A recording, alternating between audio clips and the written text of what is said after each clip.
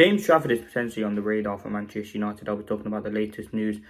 James Trafford could be on his way to Manchester United to replace Andre Onana now. Manchester United may try to beat Newcastle United to sign Burnley's James Trafford, who could replace Andre Onana as the first choice goalkeeper at Manchester United. Now in this video I'm going to compare Onana and James Trafford with some interesting stats. But immediately, listen, we are in need of a goalkeeper. I'm sorry to say, Onana just isn't good enough to be playing for Manchester United at this current moment. He's a keeper who just adds a lot of uncertainty. He just has calamitous moments in him. And yes, there's been a lot of good with Andre Onana, but most of it hasn't been great. I mean, costing us Champions League this season, calamitous errors. Look where we are in the league. A few more points would have massively helped us. And as I said, what we've seen from Andre Onana in the Champions League final, when he was at Inter, when he was at Ajax, it just hasn't been translated. And he's a big character with a big mentality and a strong mentality. But his performances on the pitch, when they're good enough. Now, we've been linked to a few keepers. Remember, before we signed Onana, we were linked to Dion Suzuki. But James Trafford seemed like he could be the next one potentially coming to Manchester United now. Listen, he's been heavily linked to with Newcastle. Obviously, he come through Man City, he was at Bolton. And now he's at Burnley, who have an insane clean sheet record. I think he is a very, very good goalkeeper. Penalties, very, very good at saving. Just a good shot stopper as well. And what you can say is distribution is pretty decent as well. I think with Andre Onana, as I said, he just brings a lot of uncertainty, we just don't know what he's going to do. Is he going to have a good game? Is he going to make a mistake? And I feel like this keeper, I mean, there's others out there. You could go to Matej Kovar, who I think is on loan at Leverkusen. We've got Eli Harrison, but he's a young keeper. We have Painda, who potentially, I think he could be leaving as well, Manchester United. So that's why we have been linked to James Trafford. Now, certainly for age, he's 22 years old. He's a very, very talented goalkeeper. As I said, Burnley have, I think, 33 matches, 24 clean sheets this season. Like, that is an insane record compared to United.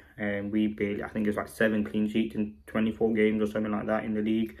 So we're not the greatest. I think with James Trafford, again, he's young, he's up and coming. He's a very talented goalkeeper.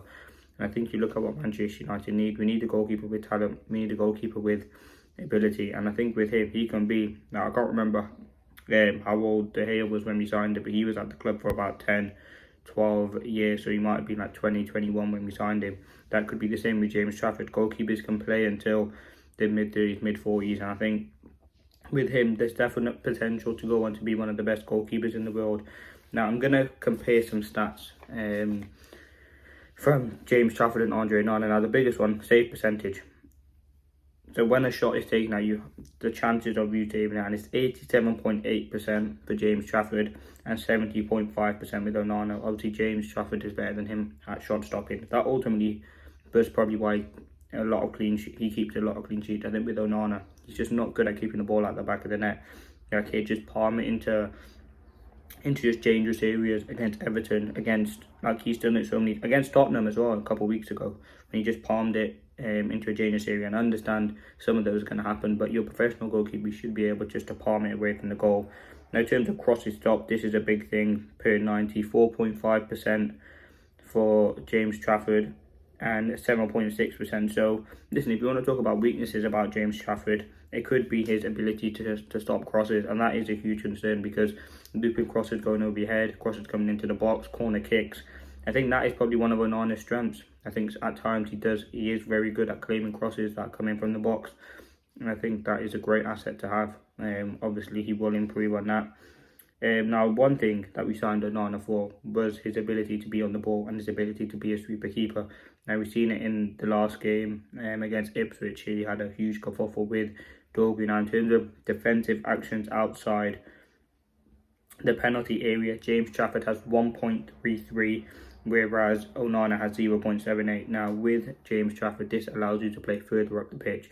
If you have a keeper who's competent, for example, you look at someone like Alisson, who's at Liverpool, or Emi Martinez, who's at Villa, he's constantly off his line, and it allows the defence to play higher, squeeze the pitch, press higher.